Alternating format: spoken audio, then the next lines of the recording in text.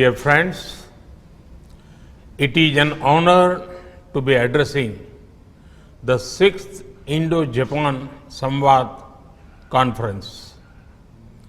5 years ago, we began this series of conferences with former Prime Minister Shinzo Abe.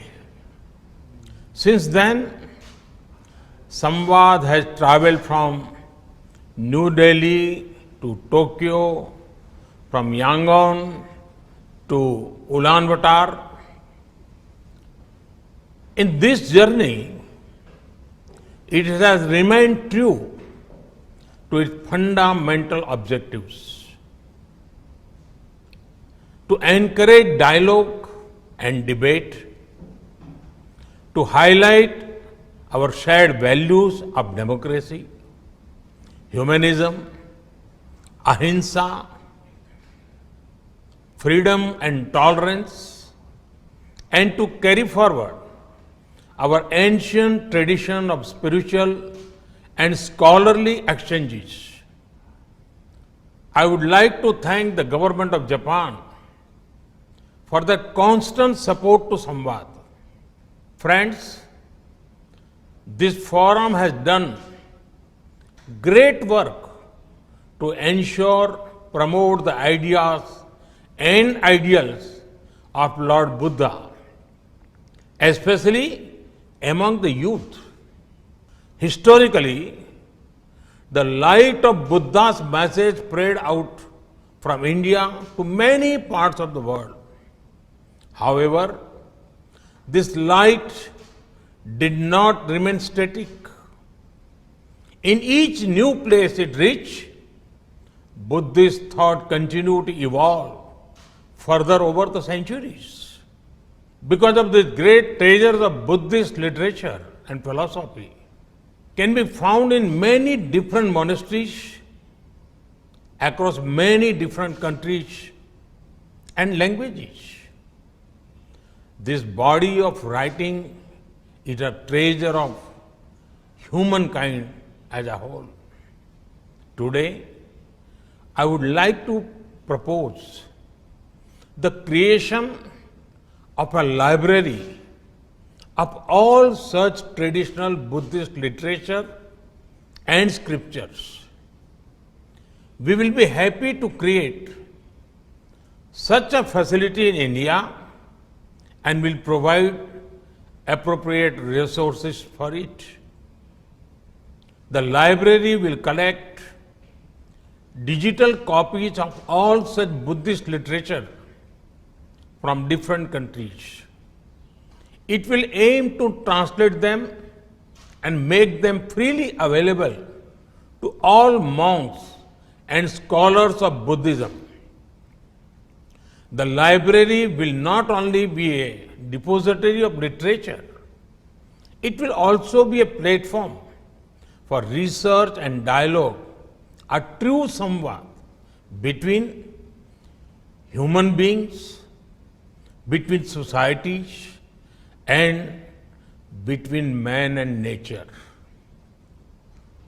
Its research mandate will also include examining how Buddhist message can guide our modern world against contemporary challenges. Challenges like poverty, racism, extremism, gender discrimination, climate change, and many others. Friends, about 3 weeks ago, I was at Sarnath. Sarnath is where Lord Buddha gave his first sermon after attaining enlightenment. This Jyoti Punj emerged from Sarnath, spread across the world, embracing the value of compassion, nobility, and above all, Manav Kalyan, the good of entire humanity. And gently, peacefully, it changed the course of world history. It was in Sarnath that Lord Buddha spoke in detail about this ideal of Dhamma. Dhamma for him was more than a prayer and rituals. At the center of Dhamma are humans and the relation with fellow humans. Thus, it is most important to be a positive force in the lives of others. Samvad should be one that will spread the spirit of positivity, unity, and compassion across our planet. That too at a time when we need it the most. Friends, this is the first Samvad of a new decade. It is happening at a critical moment of human history.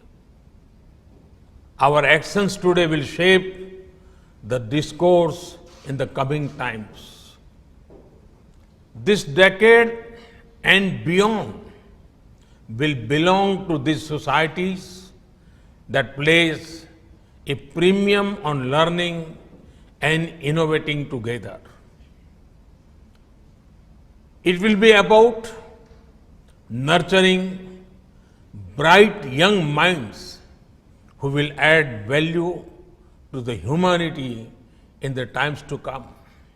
Learning should be such that furthers innovation. After all, innovation is the cornerstone of human empowerment. Societies that are open-minded, democratic, and transparent are better suited to innovate. Therefore, now is the time, more than ever before, to change the paradigm on what we see as growth. Discussions on global growth cannot happen only between a few. The table must be bigger. The agenda must be broader. Growth patterns must follow a human-centric approach and be in harmony with our surroundings.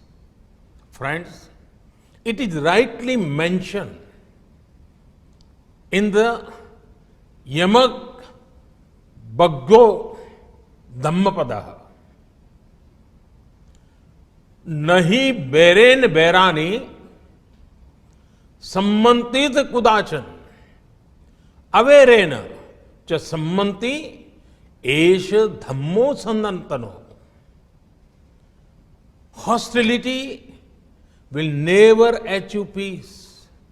In the past, humanity took the path of confrontation instead of collaboration. From imperialism to the world wars, from the arms race to the space race, we had a dialogues, but they were aimed at pulling others down. Now, let us rise together. Lord Buddha's teachings command the strength to turn the discourse from enmity to empowerment. His teachings makes us large-hearted. They tell us, learn from the past and work towards a better future. This is the best service we can do for our future generations. Friends, the essence of Samvad remains togetherness. Let Samvad bring out the best in us together. This is the time to draw upon our ancient values and prepare for the times to come. We must keep humanism at the core of our policies. We must make harmonious coexistence with nature at the central pillar of our existence. Samvad, a dialogue with ourselves, with fellow human beings and with nature can light our way on this path. I compliment the organizers for organizing this important event and wish them all success in their deliberations. Thank you.